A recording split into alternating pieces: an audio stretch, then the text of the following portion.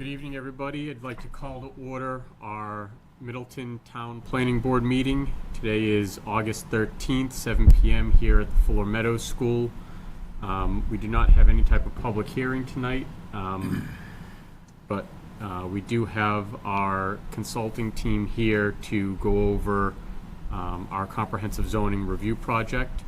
Before that, I would like to call on the board to seek a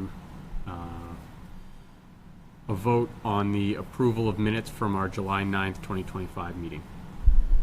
Would anyone like to make a motion? Yeah, I'll make a motion to approve the minutes for the July 9th meeting. Thank you. Chad, would you like a Second. second? All in favor? Aye. Aye. Aye. Thank you. All right, let's roll into our comprehensive zoning review project. And All if you right. want to say Yeah. So I know we've been talking about this project a little bit as we've gotten it up and running.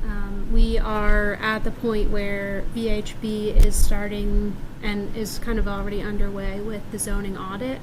So at this point in the process, they are meeting with different groups around town, especially frequent users of the zoning, to get a sense of any particular areas we want them to focus their attention, sort of thing. So just to give you all where we're coming from, we had a meeting with town departments, we had a meeting with some frequent developers and some of our attorneys in town who often represent projects, and we had a meeting with the Affordable Housing Trust, and we will be meeting with the zoning board later this month. So really tonight they're going to give you an overview of the project, and then we'll have some conversation about high priorities, things that are working, things that aren't. But I'll let you all introduce yourselves.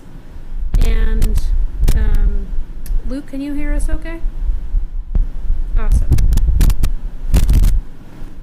Let me make sure we can hear you. while she's working on that, I'll introduce myself. So I'm Amy Plovnick. I'm an urban planner at VHB. And we have on the line here Luke Mitchell. We get to say hello, Luke. I don't think we can hear him yet. This is, Okay. sorry. You might have to introduce him.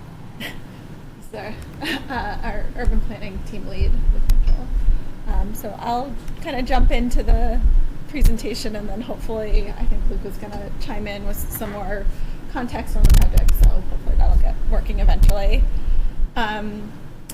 So like Anna mentioned, the goal of the project is to do a review of Middleton zoning code.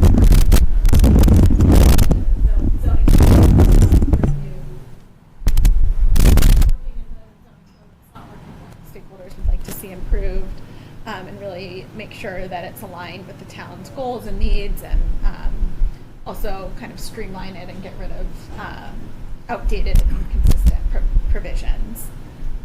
We do have are you still working on the sound? Yeah, I just wanted to test it. Okay. Could you try and... Test. Okay, we got it. Perfect.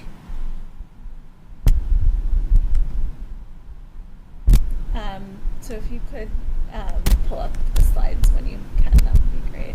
For sure.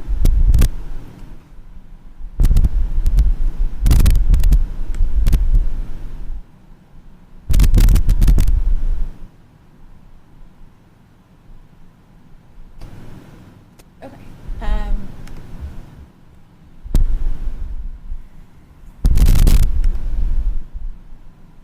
So yeah, if you don't mind going to the next slide. Yeah. I'm going to go I can ahead also and... just I'll talk just through it. present them through this, so that way we don't have to look at the presenter view. whatever's- If that's okay with you. Yeah. Okay. Sorry for all the technical. No worries. It's always hard to try to do it with the It is. teams and. All right. Okay. So, so the zoning audit plus all of the stakeholder engagement or stakeholder outreach that Anna kind of outlined is going to lead into this zoning rewrite, where we'll be developing a revised zoning bylaw for the town to review and then develop a final zoning bylaw.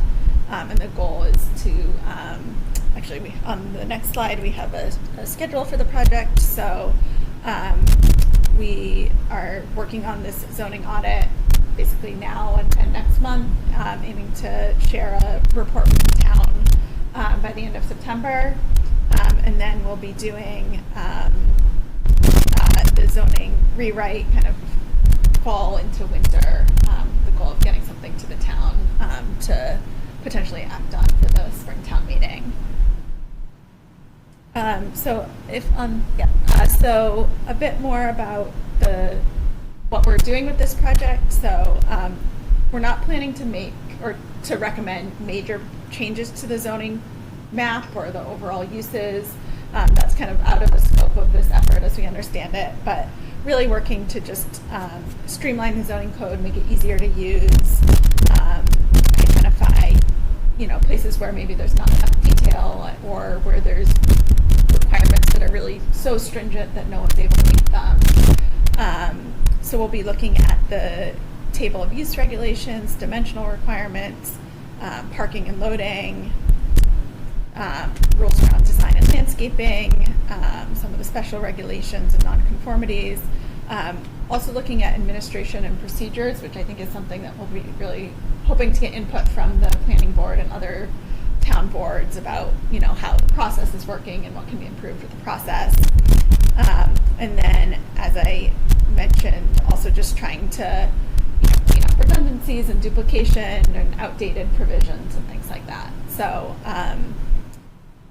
looking throughout the whole zoning code and really just trying to clean up and streamline and make it more useful for the town. So that's kind of the overview of the project. Before we get into sort of what we're looking for input from you all, Anna or Luke, anything to add about kind of the purpose or what we're aiming to do?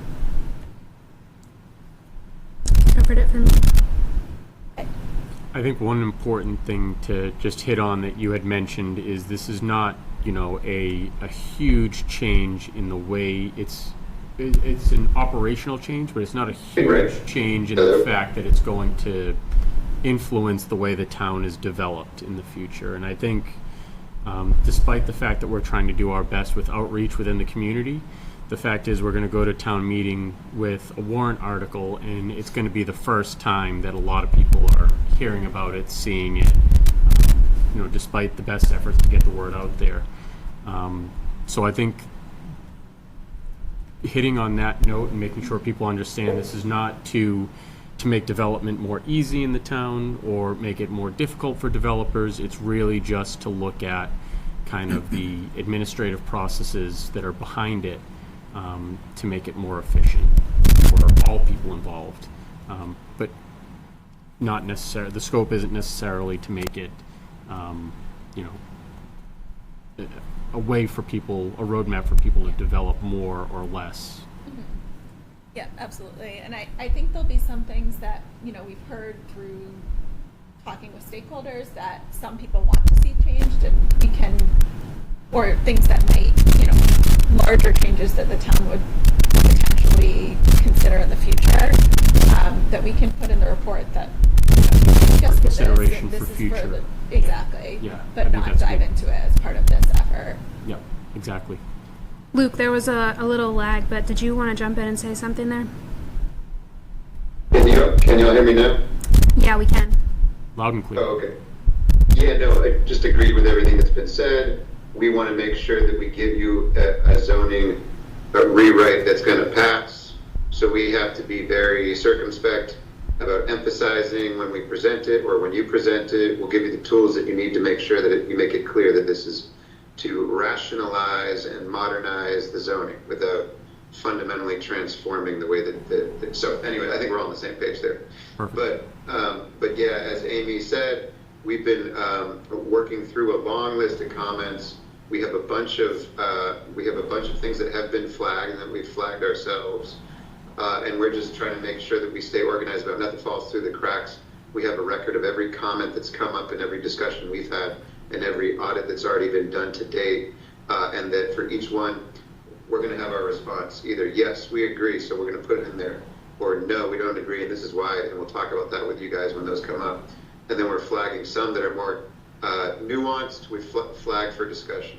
So that's our process. We're in the middle of that. We have a long master list of comments. So hopefully we'll have some great conversation with you tonight. We'll be able to maybe add a few comments or tweak a few of the ones that are already there. Perfect.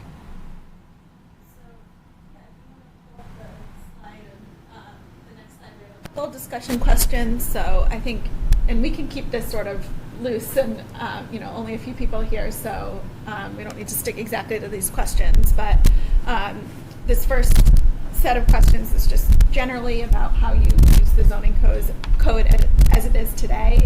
If there's particular pieces that you reference most often in your roles on the planning board, if there's sections of the bylaw that you find difficult to interpret or to apply consistently, and then if there are sort of recurring questions or issues that you hear from applicants and residents or board members. So yeah, I guess we'll start with that and just open it up for any comments. Perfect. Yeah. So as far as the zoning bylaws and what we typically see most often from the planning board side, obviously special permits for subdivisions, recommendations, which we have in front of us tonight.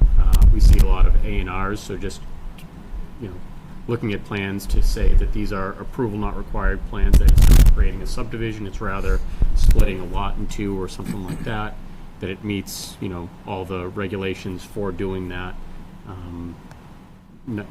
so that it doesn't need a roadway, it's just splitting the lot. I would say those are probably the three most that we see are A&Rs, recommendations to the ZBA, and special permits for subdivisions. Yeah, Anything that- and ADUs in the future, right? Yeah, I think that's probably a good point. We can anticipate seeing a lot more ADUs and, special permits for those. Even though it's a by right use, we did put it as part of the bylaw that they would come to us for site plan review. Multifamily conversions is the other thing that I just Yeah. wanted to add on to that, is if we're converting a single family to a multifamily, the planning board does a special permit for that. Yeah, that definitely had come up in the list of comments that we've been reviewing, and curious to hear more about that. That comes up often, the multifamily conversions, or if it's just sort of an occasional one-off thing. A little bit more frequently than I think in the past. I Okay. think probably a result of kind of where the housing market is currently compared to what it was before.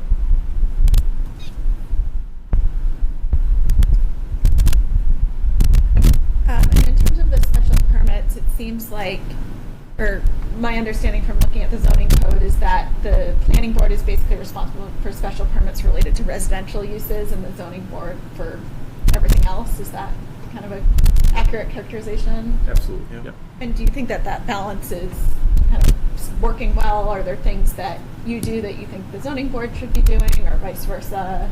From our side, it seems to, I don't have any issues with it. I don't know whether, people, other users, like you mentioned, whether it's, people in the town, I know Anna probably sees it first, right? And it goes through the town regiment before it even comes to a board. So I know there's a lot that goes into it before it even comes to us. By the time it comes to us, we usually have a pretty good recommendation from Anna and other stakeholders, whether it's the fire department, or police department, public works, or conservation. We usually have comments. There are occasions that it'll come to our board and, we'll make a recommendation contingent on if they haven't gone to conservation, let's say. We're usually pretty good about making a call, making a ruling, and then just having it contingent on any other recommendations from town committees like the ZBA or conservation or anything like that. Seems like everybody's in sync, though. You know what I mean? It's not like one division's going to go rogue and do something without approval from the other division. So Right. Okay, makes sense. Anything that you find with the zoning code, especially around the areas that you're dealing with the subdivisions or special permits, anything that you think is not working well or that's difficult to kind of apply to projects in the zoning code? Not necessarily. Usually, every once in a while, something will come up. Like we just had one where, there was an issue with tree frontage, right? And whether or not, does the trees have to be linear? Like I think it's 7 feet. Is it 7 feet in between each tree? But then if you have a driveway and you have, wetlands and you have to, create a little bridge, does it still keep the same number of trees and now it goes from 7 feet down to 4 feet and you cluster them a little closer together? So I think there's some ambiguity and stuff like that we've seen. But other than that, we just use our best reasonable judgment when it comes to that kind of stuff. Yeah, that was actually an example I was going to mention too, is we also have in the planning board, I believe, the rules and regulations, not necessarily in the zoning code, some standards for landscaping, and that is something that we, I think, could consider bringing into the zoning code for specific uses. Because we do rely on that sometimes, I think, I think it's in the site plan section already. Okay. But especially, I'm thinking of the multifamily, so like a conversion to two-family, sometimes I think there's an opportunity for like having a little bit of landscaping. That might be an area we could look at. Okay. Yeah, I think having things in sort of one place and making it easy for people to know what they need to do for a particular project is a good goal for the zoning code.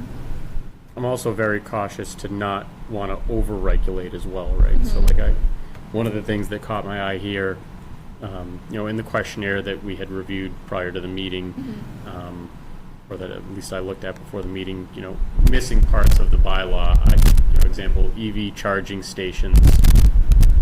Coming from the insurance world, I just had a claim where someone had a small garage fire, and the local regulation now is, regardless of whether you own an EV or not, you have to run a dedicated circuit that would support an EV charger in that garage. There was no electrical in the garage before, but now all of a sudden he's incurred additional costs through ordinance or law that requires a dedicated circuit for a car that he doesn't even plan to purchase. So I also want to be, mindful that we do see a lot of over-regulation on occasion, and I want to try and avoid that when possible.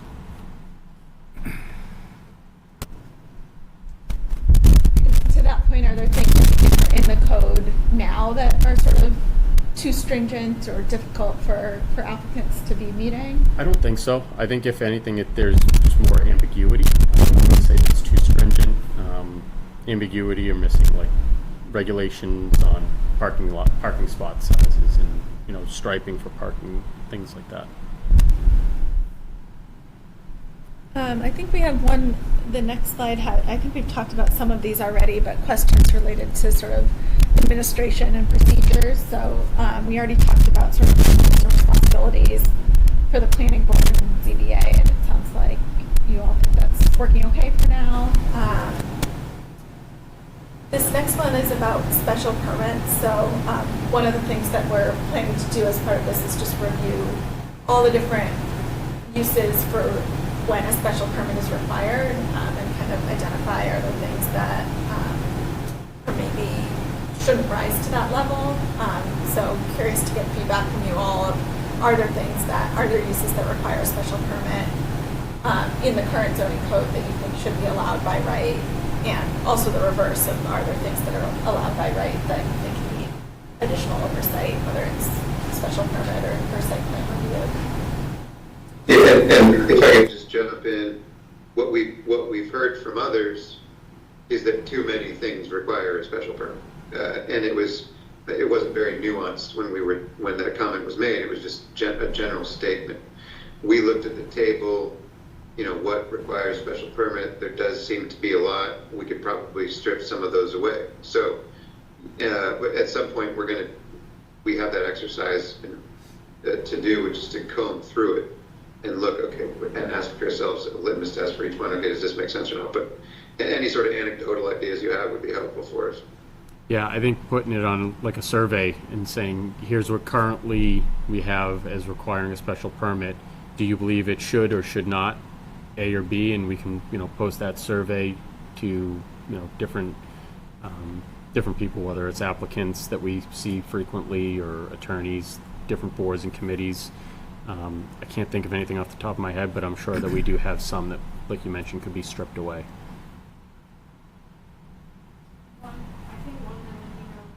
Board would be the single-family conversion to a two-family when the lot is an appropriate size to support two, the lot's double, basically double size. Yeah, so if it's an 80,000 square foot lot Exactly. that, could technically be subdivided Yep. into two lots. That's one that I think is on my radar. Not long as it- necessarily As long as it has a deed restriction, right, that says they won't create it a two-family, still subdivide it and create another two-family into the lot, right? So there's got to be some, Right.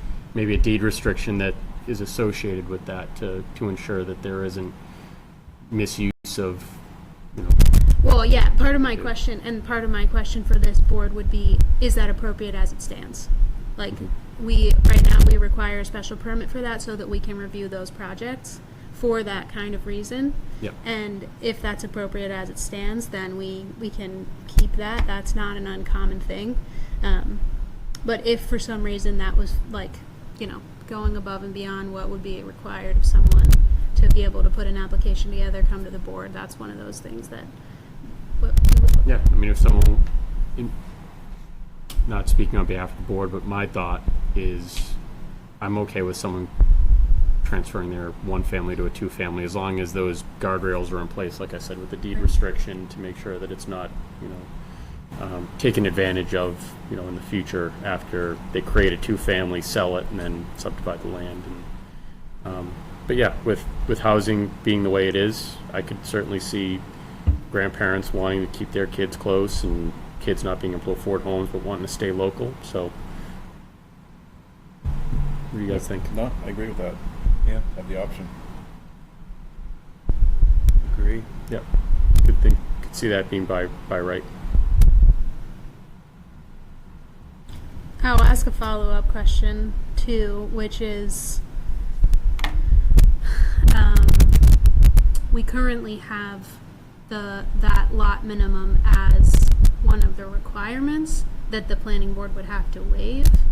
The other option, if we were looking to increase the number of two families or make it an easier process for folks, would be to not have that as a requirement.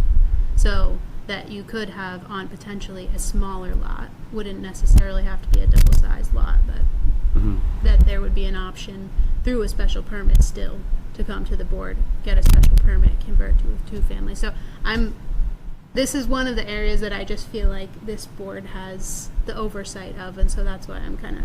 Yeah, I think we could look at those situations Yeah, on a but that's- case-by-case basis if it is a smaller lot and they're still interested in doing that.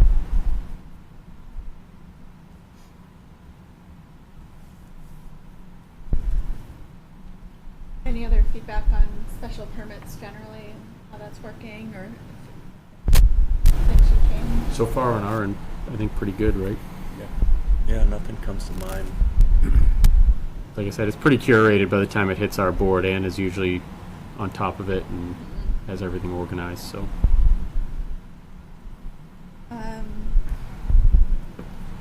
And it sounds like there's not sort of, well, I guess, are there common things that applicants are coming to the board with in terms of what they're seeking?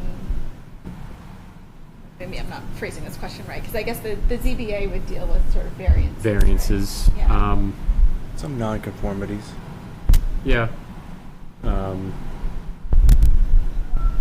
In terms of the Pre-existing dimensional lots that are, not your typical lot shape or size that, there's been instances, right, where people have gifted certain parcels to try and get them to a certain square footage, and it's unused land for the prior property owner. They're looking at it as, hey, tax advantage, right? I don't have to claim this much acreage, donate unusable land just to get someone additional space. We've seen that kind of misuse, I think, in the past. And it's created some abnormally shaped lots.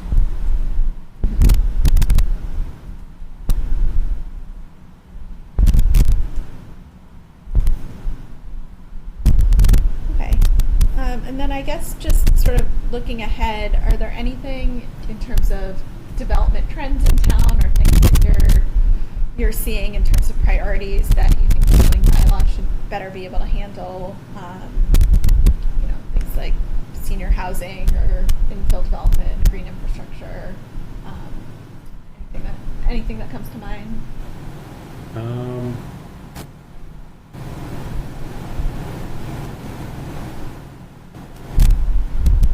Not exactly. I think Dave hit the nail on the head with the ADUs.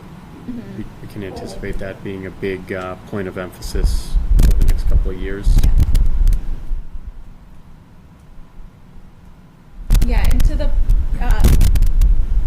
in terms of the ADUs, so we're aware that the town has passed the ADU bylaw to kind of align with the new state standards. So that's not really going to be a focus of this review since you've already done it. But I think we'll kind of assume that that's part of the zoning code and maybe looking at how that, if there's anything in the existing zoning code that might conflict with that or just go conscious to that in some way. Yeah, how it integrates with the bylaw as a whole, or as the zoning code as a whole.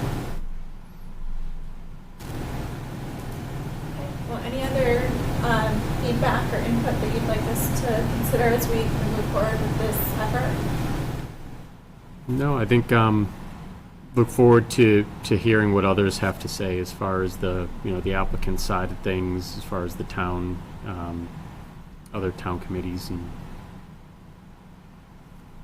Yeah, as part of our process, and we're still going to land on exactly what date we're targeting to wrap this up by, but sometime in September, we'll be providing a zoning audit report, which is kind of an interim step, right? It's in advance of the recommendations about the changes you made. So we're going to be taking off, we do have a large clunky matrix, which is really hard to look at because there's a lot of words on it. And it's like 140 rows. So that'll end up being an appendix. But we're going to do a write-up summarizing what we found and sort of summarizing the sentiment that we've encountered. Mm-hmm. So at some point you guys will have a copy of that for your review, and that should be able to facilitate a good look at everything that we're considering, which there's a lot of different pieces to it. So that'll have it all in one sort of narrative, which we look forward to if you review it, letting us know what you think. Absolutely. Good. Perfect.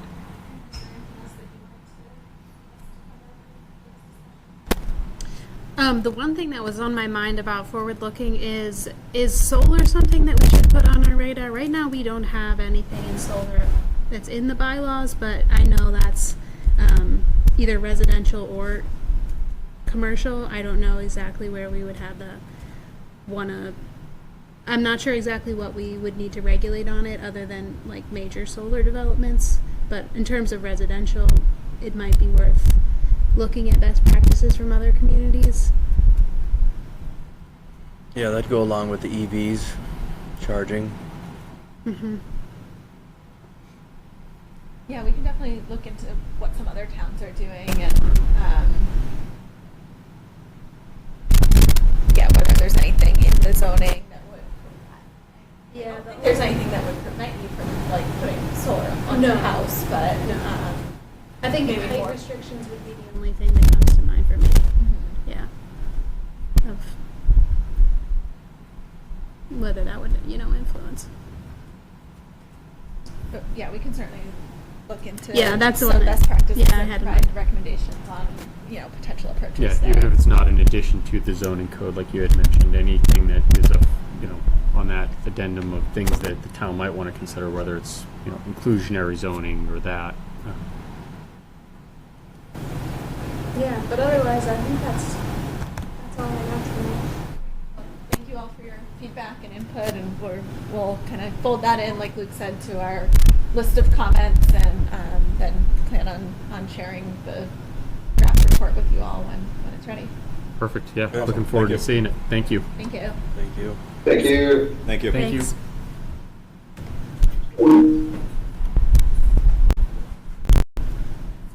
Really appreciate your time. Thank you for coming in. Absolutely. if you have any questions, obviously you have Anna's contact information. She can forward it to the board if there's anything that we can help follow up with, or if there's anything that we can do to help support you guys, you know, through the town, let us know. Great. Yeah, I'm sure we'll be following up soon. with Perfect. more. Thank you. Thank you. Thanks.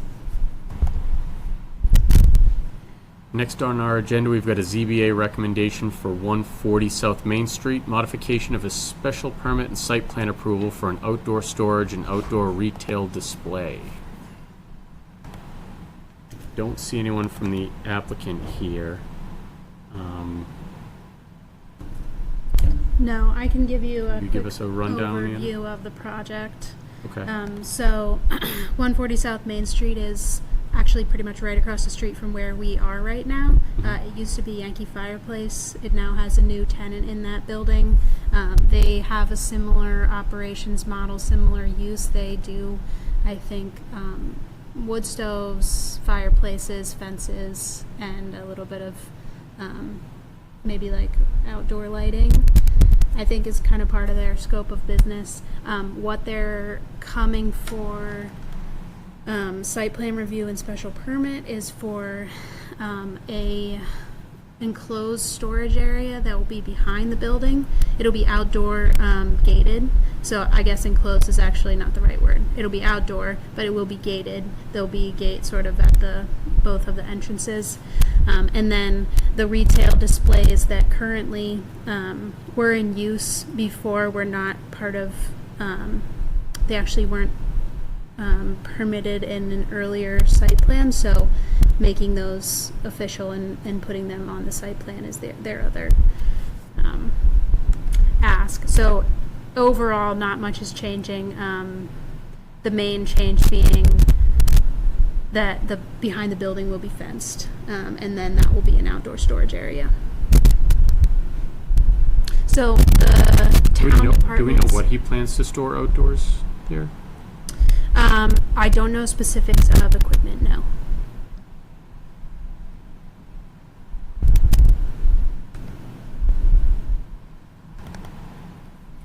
Basically, same type of business, right? Stove. They've been closed for a while, though, right? I know that they had like a an auction, online auction for a lot of the inventory that they had left over. And so I'm kind of curious to know what their overall plan is before we.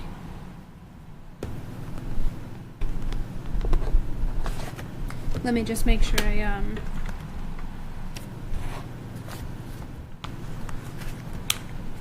I do have plenty of details in their application. There's an outdoor display file in there. So it says an area for outdoor storage for its fencing and other outdoor accessories. So are they putting fencing material back there? Is that what they're looking Yeah, to so store? it's going to be materials. It's not going to be like equipment or vehicles or... Which is going to be those kind visible of as you things. drive down 114. It will be screened by the building and by the fence. So that is, the plan is that the screening, there will be screening from the building and from the fence that they're putting up. Do we have any other outdoor storage there? To my knowledge, The uses previously, although it wasn't formal outdoor storage, was I think they had their dumpsters back there, and then there's a loading dock, and then there was staff parking.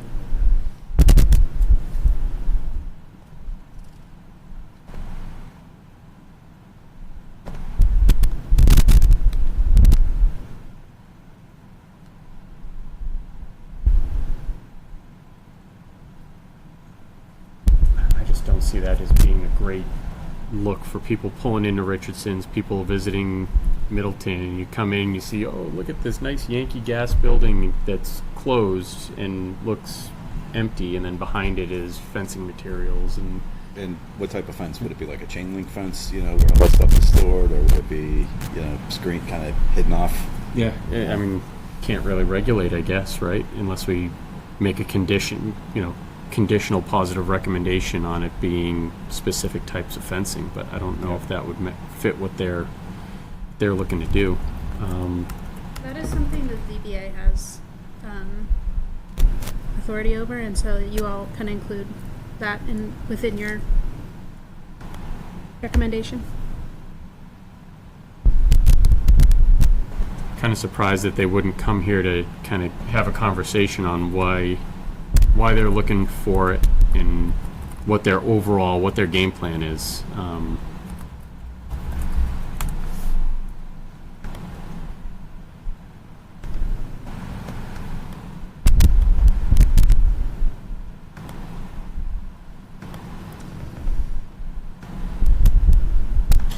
185 We've feet got- by 22 feet also. What's that? It's 185 feet by 22 feet. Yeah. I mean, it's a good size area. Yeah. And if you look back down there now, there is like one little chain link fence with some storage. There's a little trailer, dumpster, but I don't want to see it just be a cluttered outdoor mess and say, there's very loose restrictions I guess we have. We should call her back and just say, outdoor storage, what kind of zoning can we restrict on outdoor storage so that it doesn't just become a cluster of, a mess back there.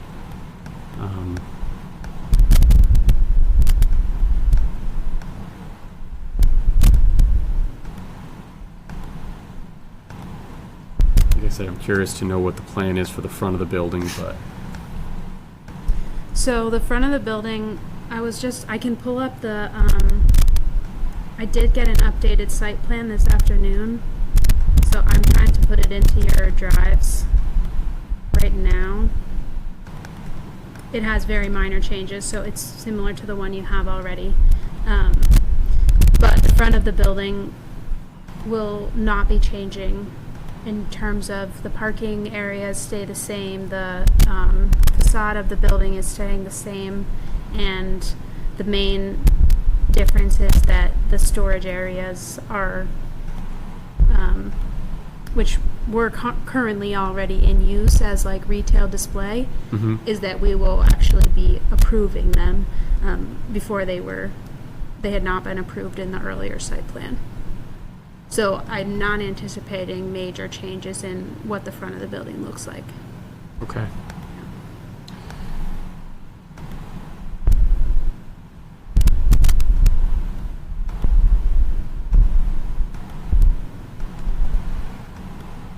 But the screening and sort of the tidiness is certainly something that you all are well within your, Yeah, I mean, when I go to Charlie's to pick up my Yeah. my super beef three-way, and I park over here and I look across the street, am I gonna just see a whole bunch of clutter back here? That's what I'm afraid of. And that fenced-in area actually goes past the side of the building too, so you would actually see it from the road. Yeah, you would see it from the road. You'd see it parking here. You'd see it. The guests that are going to visit Richardson's and taking their kids back here to see the cows and the chickens and the little baby calves and everything that are back here. They're going to look across and say, "Oh, look at the nice cows in the pasture. Look at that mess behind the building." Potentially. I'd rather see stock and supplies put in a warehouse, not just behind a storefront. Seems like that's the basis for the request. Let me go back to that. Outdoor storage of the property is an essential component of the petitioner's business. By allowing the use, the town will ensure that the petitioner is able to maintain a stock of supplies that will allow it to service the public and to become and remain a viable business. So they're looking to put fencing stock behind the building, essentially, is the way if I'm reading it correctly. Which I would rather see in a warehouse or, a formal storage area, not just sitting behind a house or sitting behind a commercial property. I will note that this is in the light industrial district, and it is a fairly common occurrence that we do have outdoor storage in the light industrial district.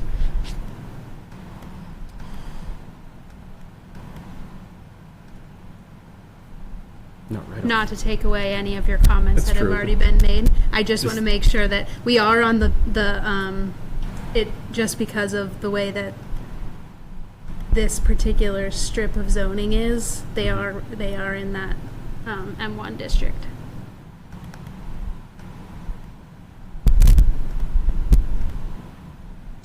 There's other displays that you can see closer to Main Street too. Outdoor display on grass, another outdoor display, lampposts and mailboxes. Further back, fencing and other outdoor accessories.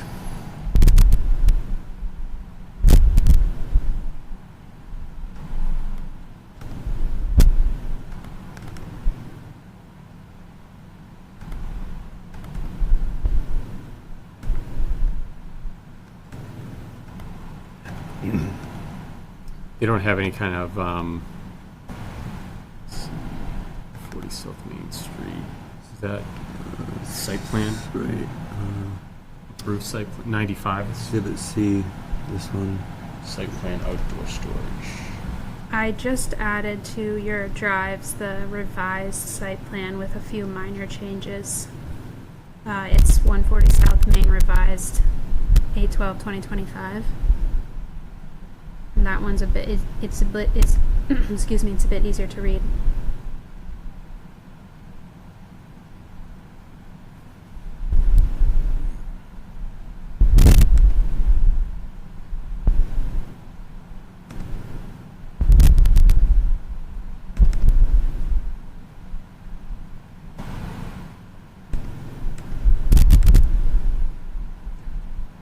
So the outdoor storage is a by right use, I'm assuming? Because of the way it's because of it being an R1B? My understanding is the outdoor storage is the special permit. Has to be approved by special permit. Yeah.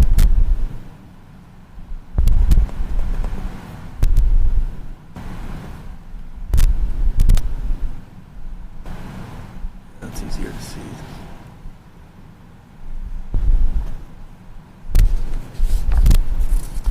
So they're looking to add more fencing along the back side with gate access.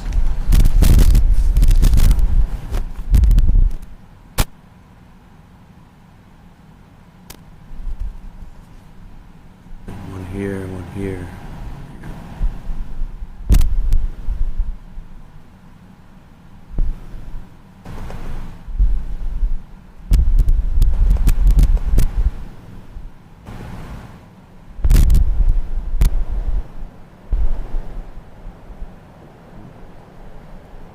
Petitioner is not proposing to change the use category or expand the building. I almost wish they would add a storage room.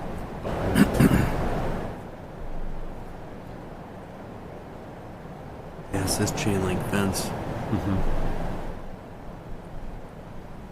In your opinion, Anna, what can we do to, what conditions do you think, if we were to make a positive recommendation to the ZBA, what conditions do you think would be reasonable that we could add to prevent it from, like we had discussed, the fear is that it's going to become a mess back there and it's going to become an eyesore, and people driving down 114 could see it, people visiting Richardson's are going to see it, or Ridgedale, or Charlie's Roast Beef, that Bank of America ATM. Can we condition where that outdoor storage is actually kept, that it's within a certain area with, closer to the building, so it's more hidden from the building? Yeah, we can, that is something. I will say that public safety did review this, and there are, the only concern with bringing the area closer to the building would limit public safety access. Another option, I think, is that the screening they've proposed right now is a fence.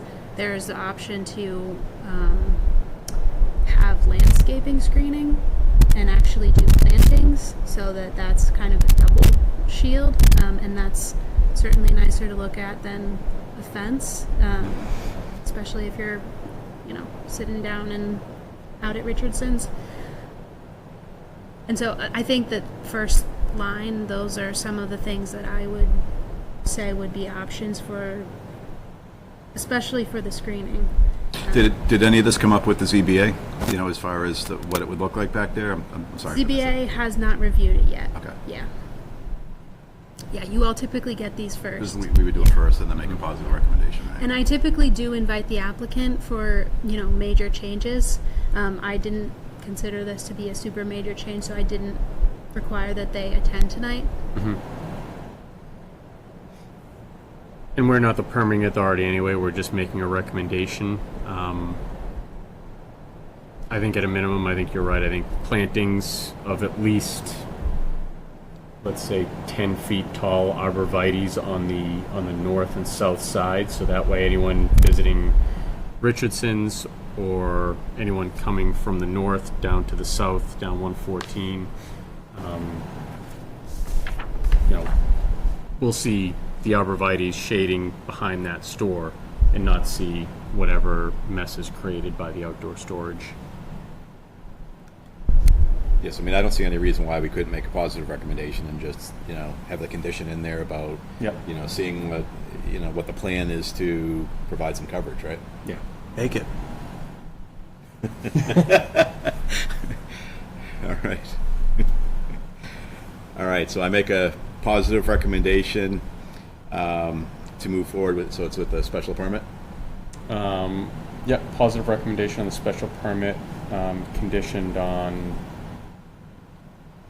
Positive recommendation for a special permit for 140 North Main Street with the condition that we see a site plan and screen coverage for the outside storage area. Second that. all in favor? Aye. Aye. Very good. Resident appointment for North Main Street Corridor Study Working Group. We've Yes. I got just some wanted to- at-large citizens. Yes, a quick update. We did get a couple applications in. I've talked to a few folks, and so at this point, I have 6 folks confirmed for that, including the board members. Obviously, Anthony, I think you're on for the planning board. Rich Benevento for the ZBA. Costa Prentakis from the select board, and 3 residents who expressed interest in the study. So at this point, my plan is, if you all are okay with it, I would like to start meeting with that group in September. Yep. And just wanted to bring it here so that you had a chance to take a look.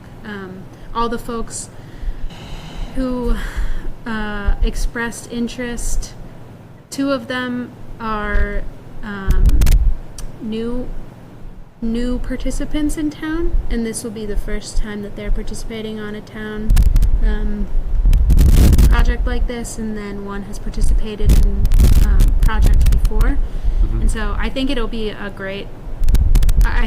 really great group. Like I said, we haven't met yet, but Sounds good to me. Yeah, we've actually got it on the calendar already. If you guys are good with it, I'm good with the 6 that are on there, including myself. We're planning to meet an hour before our next meeting next month. So I'll be here at 6 to meet with them and can give you an update on our first meeting. Cool, sounds good. Good. Very good. Overview of the 40B permitting process. So as everyone now knows, we have a 40B application for 2 buildings to be constructed right next to your office, 35 Village. And one's 5 stories, I believe the other one's 6 stories, connected through that parking garage that's existing.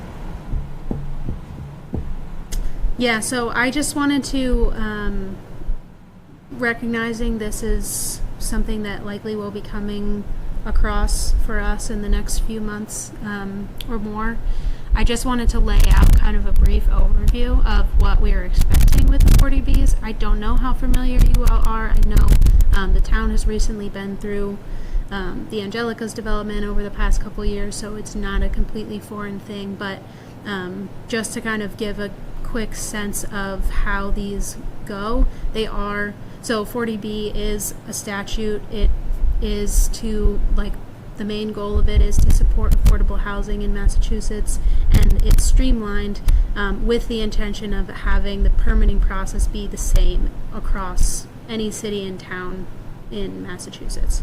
So there are some typical things that we would do locally that we don't necessarily have, if the developer meets all the appropriate criteria, they have the ability to request waivers from our local zoning. They don't have the ability to request waivers on state regulated topics like wetlands, septic, those kind of things. Those, they have to meet all regular standards, but they can request waivers from the town in terms of local zoning relief, things such as density, even uses, and typically in Middleton, those are common ones. Dimensional requirements is often, they'll need to request relief for that. The way that the process goes is the developer submits an application for project eligibility to the state. The state has a period of time where they review that application and approve. If the project is eligible, they approve that application. So that's currently where we are in the process. They've submitted their application to the state. Once they receive approval, on average, the state estimates about 90 days from when they submit the application to when they approve it. And so that was end of July that they submitted. So then after 90 days, assuming the project is eligible and the state determines it's more or less appropriate, then they can come and submit a comprehensive permit to the town. Across statewide, the ZBA is always the group that hears comprehensive permits, and it's the ZBA's responsibility to basically engage all the other boards and departments that will be involved in the process so that they just get one approval. Like, that's the comprehensive of the permit. So likely in a few months, if this project continues to go as it's been, we would receive a comprehensive permit application. Once the ZBA opens the hearing, the planning board reviews the site plan among all the rest of the application, and typically a comprehensive permit can take a long time. 6 months is the target, and sometimes they take longer. So throughout that process, if there are modifications, those come to the planning board for a recommendation, for discussion, etc. At the end of the process, when a comprehensive permit is issued, then the developer is able to move forward with actual construction. And then I should say a building permit is separate. It's not part of the comprehensive permit process. So once they finish the comprehensive permit process, they still have to go and get a building permit. Is the state obligated to provide a response back to them within 90 days, or is that just like a typical timeline? Typical timeline. Okay. Yeah. So like if there's any follow-up questions back and forth, I mean, that could just delay the whole process too, right? It can. Yeah. Couple of questions for you, and it's kind of going to blend with our next topic too, with 40A, 3A. So, right, this is the same area. We're going to ultimately, we're going to hear, a little bit of back and forth on the 40B versus 3A. 3A would have restricted zoning to 3 stories. It had either MBTA package passed, either the one that we initially put forward or the other one. But I think what I heard you say were that waivers could be requested so that even if MBTA zoning had passed through the town, they could have still requested a waiver to go from 3 stories to 5 stories or 6 stories. Or would that have been something that would have been still capped at 3 based on the MBTA zoning? So whether or not there's MBTA zoning, a developer could choose to do a 40B. Mm-hmm. Typically, if a town has MBTA zoning, it is it's a better financial project, because 40Bs have a 25% affordability minimum. So 25% of the units are required to be affordable. So under the 3A zoning, there's not that same ability to request zoning relief and get it. So under MBTA, yes, it would have been capped. So then the question becomes, and I don't know if anyone has asked or if we've even engaged the developer yet, but had MBTA zoning passed, would they have deemed it a financially feasible project to do a 3-story development? They think they would have come to us on a 3-story? Potentially. I don't know. Yeah. Yeah. It's a good question, though. Yeah, it's something, maybe we can dig into and find out during the process when they come and they, we meet with them, we speak with them. Be curious to know that. Obviously, we had looked at it as this is unlikely to be developed, and some of us did, some of us did not. So I'd be curious to know whether or not they would have applied. Obviously, it would have been a time saver, right, to come and go to the town and just ask for the necessary special permits to do that versus going through the 40B, which is probably going to take twice as long. But the 40B is a much more intense process as well. yeah. And I find it interesting that they filed the 40B after it failed the second time. The one, I guess, bright spot about the 40B, from what I understand, is should it pass and get built the way they anticipated or the way they've proposed it with 200 units, that would put us above our 10% threshold, and we would not be susceptible to any future 40Bs, assuming we remain above that 10%.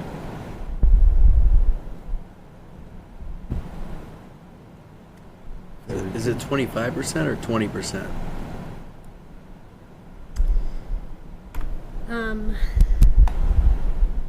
They're proposing 25%. Okay. Yes, there are a few exceptions where you can do 20%.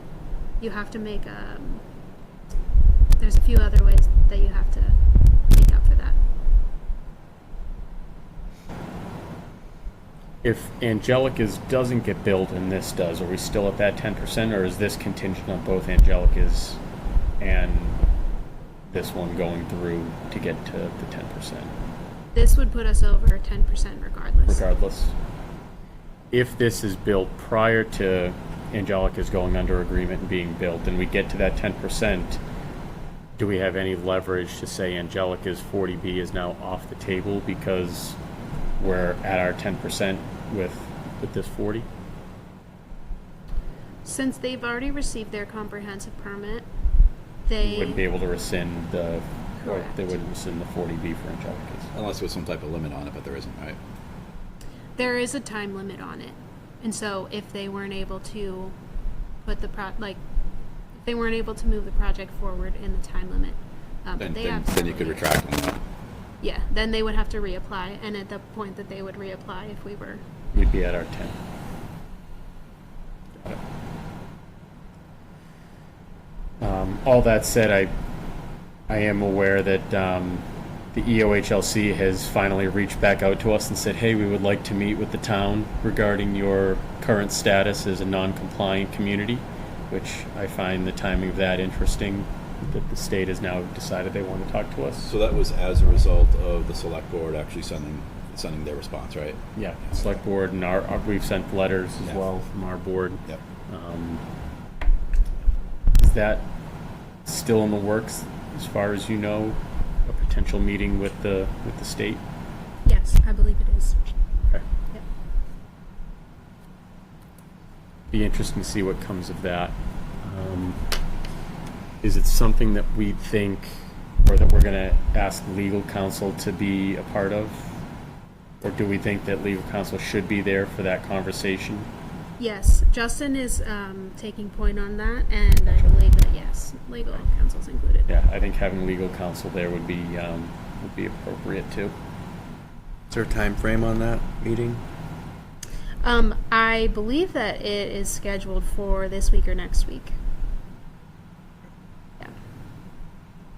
Cool. Curious to see what comes of that, and should the 40B be built there, obviously 3A zoning. Now, I think we looked at some of the numbers last time you and I spoke offline about this, not in our meeting, but I had asked what that 200 units would look like compared to what the MBTA zoning was. So MBTA was 750. There were 400 and something existing, plus another 200 through this 40B would be over 600, and I think there was a delta of 120 or so units that we would be shy of on that 750 number. So looking back at it, we may end up having the 750 there, 750 units there or close to it through 40B rather than the MBTA. Definitely seems like interesting timing. Yeah, for sure. Trying to figure it all out. We'll see how it all plays out. Yeah. Still a long road to get there for them, obviously, through the 40B process. So if I hear anything, I'll keep the board updated, and we'll go from there. Yeah. And we do have the site walk scheduled with Mass Housing for next Tuesday. Mhm. That's Tuesday at 11 a.m. Is that a public site visit, or is it just for boards and committees? So if the general public is listening to our meeting and hears that there is a site visit for Tuesday and decides to show up, open so- land, right? Would they be allowed to do the site walk with? Yes, it will be a public. It will be open. Okay. I'm sure that someone is probably listening, and I'm sure we'll probably see it on a Facebook group that hundreds of people may show up at a Tuesday site walk for the 40B. Chase's any Facebook groups still left, right? Yeah, exactly. I got an invite to a new one. Out of an old one to a new I one. heard about that. All right. Any other topics that we did not reasonably anticipate prior to the meeting? Very good. That said, I call to adjourn.